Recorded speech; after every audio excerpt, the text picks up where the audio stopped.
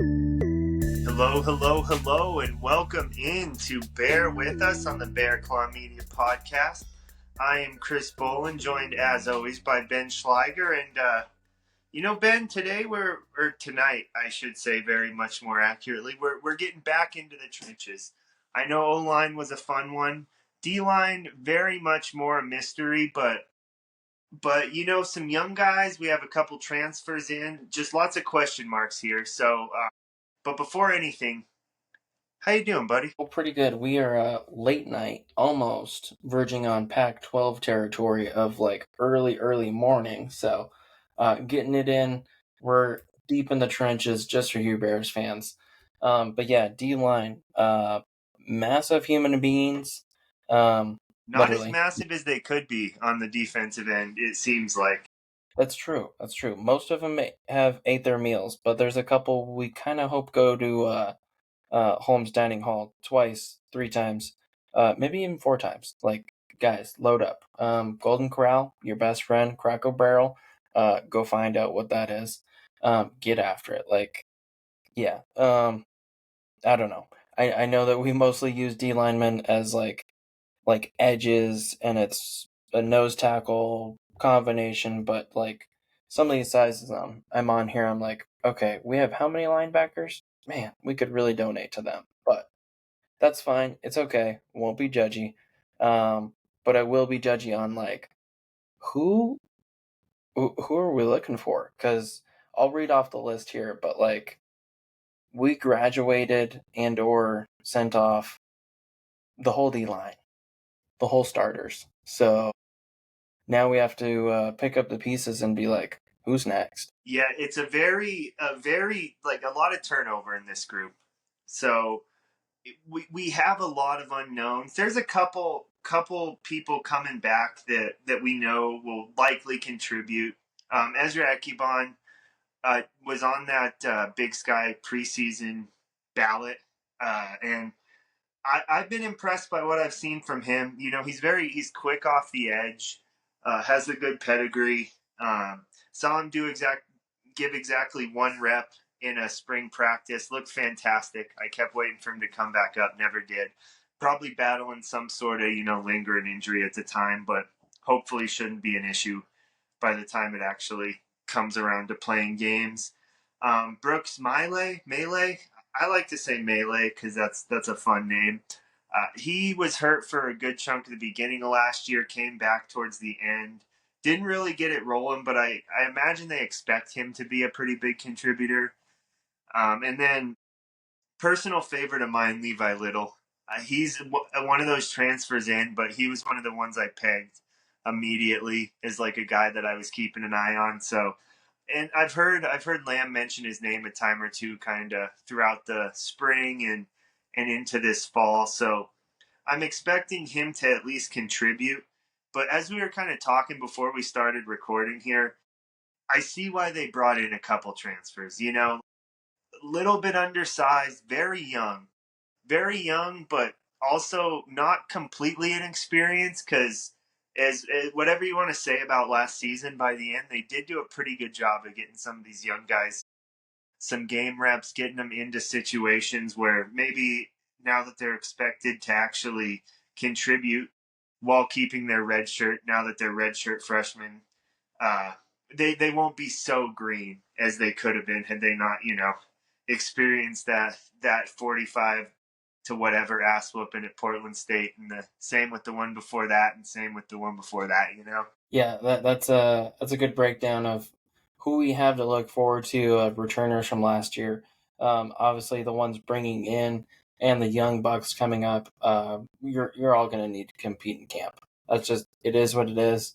It's not a diss to anybody. It's just the ones who were here before. You're going to have to re-earn your spot, and the ones that are coming in, we need you desperately, and we're going to need you to step up, learn, and get on the field in a hurry. Just for reference, the 3 guys who registered the most tackles that are returning only registered as the threesome. They only registered 36 tackles as a unit. So this is a very green group that we have, even as returners.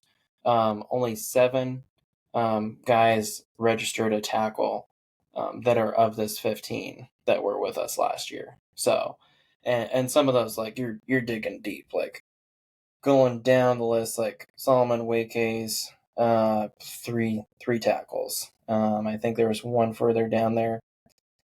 Blake Westland, he was in 4 games, got 2 tackles, 1 assisted, 1 solo. So yeah, really like scouring down the list, like it's a green group.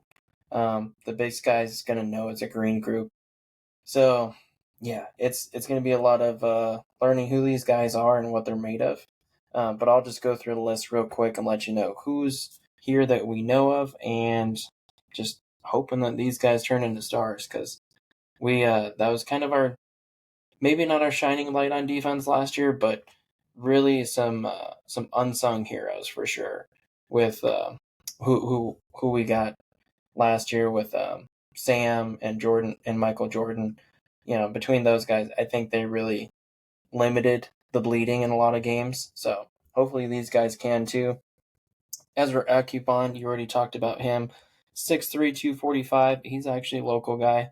Comes from Parker High School. Makur Abram, 6'4", 246. He comes from Thomas Jefferson High School, local here as well. We've heard a lot of exciting things about him, but I think he's still kind of adjusting to the playbook, just trying to show that he has that awareness to try to crack into the playing roster and whatnot. Blake Westland, he registered some tackles last year. 6'3", 225, Green Mountain High School.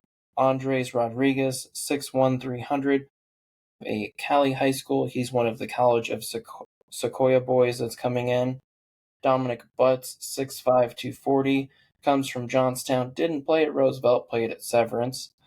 Shout out Severance, and a cool high school program that's made some waves recently in the local area.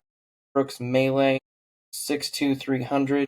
He is from St. George, Utah, via BYU, coming towards us. I'm sure that was a little bit of Coach Lamb influence there. Solomon Wake's 6'2", 290. Originally from Smoky Hill High School. We get him via CSU Pueblo. Brennan Acosta, 6'5", 235, from a Cali High School, and then went to Saddleback College over in Mission Viejo. We got him from there. Cruz Redding, 6'4", 220. Got him recruited out of an Arizona high school. Aiden Merrihew, 6'4", 280. Came from a Cali high school, then went to Middle Tennessee State and then Reedley College before he came to us. Garrett Bean, shout out local product. 273 from Eaton High School, went to Doane University briefly and came to us. Tyrese Johnson, 6'4", 265, Ralston Valley, went to Washington, now we get him. Brody Blake, 6'2", 300 from Valor High School. George Patterson, 6'5", 250, also a Ralston Valley recruit. And Levi Little, 6'3", 275, California High School, and we get him from Fresno City College. One of those big transfers in that I'm sure Coach Lamb is very proud of. Yeah, and I want to highlight. There's a couple guys that you mentioned there that I wouldn't hate highlighting. Makur Abram actually played in 5 games last year, so in theory burnt the red shirt, but one not quite, never quite how sure to trust the stats and the years on this website. And also, they're just kind of throwing extra years eligibility. At least they have in the past few years. So who knows what that means. But Blake Westland along with him, uh, and also I believe Cruz Redding got in a couple games last year. There's a handful of guys who played a bit but really didn't get a chance to completely contribute. I think Makur Abram may be a step above that, kind of like you had mentioned. But I'm also very excited about Tyrese Johnson coming, one of those, local kids tried to, took a step out of state, big Power 5, Big 10 level at Washington, kind of coming back home, maybe a more level more suited for him. Maybe a level he's quite frankly too good to play at.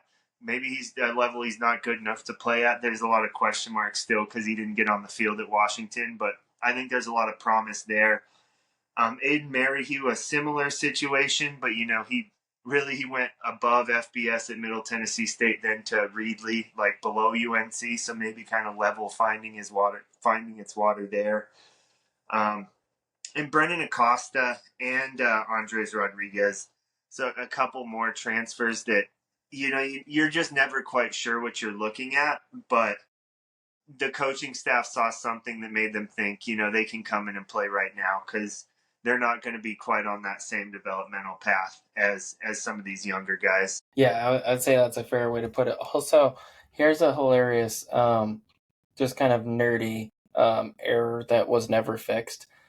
Miles McClarity is actually on the stat sheet, spelled two different ways under two different entries, listed for 2 games apiece, with different stats for both of those entries. So, yeah, our boy McCurr might have played 5 games, but yeah, take the stats sheet with a massive bag of rice, Bears fans, because we know it was a struggle last year for our boy. But yeah, hopefully that's cleared up this year with a little bit of a shakeup on the staff. Because 1, not spelling the player's name right, not acceptable. 2, neither entries are correct because Miles unfortunately was still dealing with his personal journey and battles. So yeah, let's take that aside. But also, looking at these guys, there's so much room to prove themselves, and I think the guys you broke down are great examples of that. I would say best way to put it is spring was a season, fall camp's going to be a season, and then the regular season's going to be a season. I think you need to come out with a strong performance in all of those seasons because whoever we put on that first game, I don't care that it's Shadron. I don't give a flying shit. You love that We it's need Shadron, to quite frankly. no, I could care less whoever it is. We need to have our shit together. We need 4 guys out there who are pissed off, ready to murder whoever has the ball, and absolutely execute their assignment. Not be too excited and gun happy to just shoot off the line and go the wrong way just because it's like, ooh, open spot. No. Follow your assignment. Coach usually knows something. But we need 4 guys that are mad, angry, and smart. We need this D line to have a nastiness to them. They need to set the tone. So I'm not expecting this to be a set lineup like just how we saw with the offensive line. It went through a couple adjustments, and eventually we had a couple guys that stayed in rotation because 1, because they were healthy, but 2, because they were good. Whether they stayed at the same position throughout the season didn't matter. They were on the field making a difference, and I think that needs to be kind of the D-line's motto and an identity this year. Is it doesn't matter where you're put, but whenever you get on the field, go make a difference because this is a position everybody in the conference is going to be counting out. So you need to rise above even more animosity and even more, expectations just to not be the reason that we give up yards or lose games or any of those excuses. Like the D line has a lot of pressure on them, and I want to see who can rise above and not break. That would be a great closing point because very poignant, and I think you tied it together with a nice bow. And I hate to step all over that, but I feel a little disrespectful for waiting this long to highlight this guy. Actually, Dominic Butts, you mentioned him earlier, local kid. He feels just like the absolute prototype for what Ed Lamb wants out of this program. Grew up Johnstown, went to Severance High School, neither more than 20 minutes down the road. He didn't play as a freshman, redshirted last year, saw 7 games, 13 tackles, actually gained a little momentum by the end of the year. And he just feels like year 3 is kind of what Lamb's preached. And I think Dominic Butts is a great kind of example of that. A great, he kind of characterizes that really well of what Lamb hopes this program can be, and I think what we all hope this program can be. And it'll just really be whether or not it materializes. And I think he's kind of a good, whatever the word would be, representation of the rest of the team, of the roster as a whole, of kind of, you know, that's putting a lot on him. But will this philosophy that Ed Lamb has come in and been so consistent really with and preached pay off? And will it kind of come to fruition the way that he and all of us kind of hope it's gonna? No, that's a good way to put it. You know, Coach makes those that corny jokes with that other guy on the radio about asparagus in 3 years, and it takes 3 years to see what the crop yields and whatnot. And that's a good point. Might have to go back and get a list of who the original Asparagus Guys were and see how they're going to flourish. But that's a good way to that's a good measuring stick. I think, you know, Dom might not be the leader of that list per se, but it would be a good measuring stick of, hey, this guy's been under Lamb for 3 years. Has he developed under Hill 316? And now, shout out off to go back to the front page to find out who we got from Wyoming, because it is a dedicated sports performance director just for football. Arthur Tolhurst, very great resume. We'll talk about him another time. But does Hill 316 matter? Does Arthur Tolhurst coming into the program matter? Does all of the choices that Coach Lamb has made over the past 3 years, is it developing people? Or did we just get lucky with some leftovers from the McCaffrey hype or daymare that it was? Not going to use nightmare because NoCo Nightmare are doing great right now, so don't want to put that in the same sentence. Is Coach Lamb's, is his crops growing? Or are the crops kind of a little disappointing? So I think that's a good thing. We should put that list together at some point.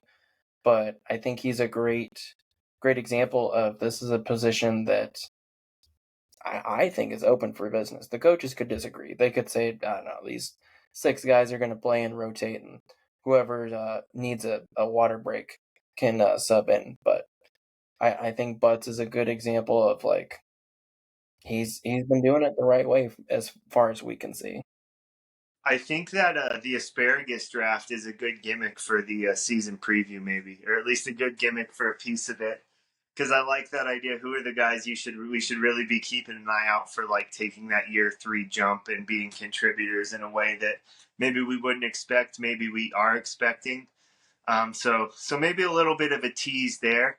But I think, Ben, 18 minutes in, if you're in the podcast, this is probably like 18 minutes and 20 seconds once you get through that intro. So I think that's about a minute per guy in the defensive end and D tackle room. So if you have I'll let you, anything to close, anything you want to end on, or did we about cover it? Look, Bears fans, this might be a quicker episode, but honestly, this is a position that's getting a whole new face. Before we had Sam, we had Michael Jordan, we had the amount of reps that David Hogue was able to physically give us and whatnot, whether he was limited or whatnot. But this is a whole new position. This is a whole new everything. Who gets to be those consistent 4, or is it just a whole community effort, and we're relying on each guy to step up individually per schemes? You know, it's really you're putting the colors in. You're putting all the colors in the laundry, and then you're throwing a white shirt in. I don't know what color it's going to be when it comes out, but I'm excited to see what it's going to be. All right. On that note, please like, subscribe, comment, review. Tell your mom to like, subscribe, comment, review. Tell your mom to tell her friends to, you guessed it, like, subscribe, comment, and review. So tell her book club. Yeah. Hey, if she's got a book club, that could be big for us, guys. So just think of your pals, Chris and Ben. And as always, yeah, if you like what we do, tell them. If you don't like what we do, Ben's DMs are always open. And quite frankly, you should know by now he's looking for a fight. Have a good one.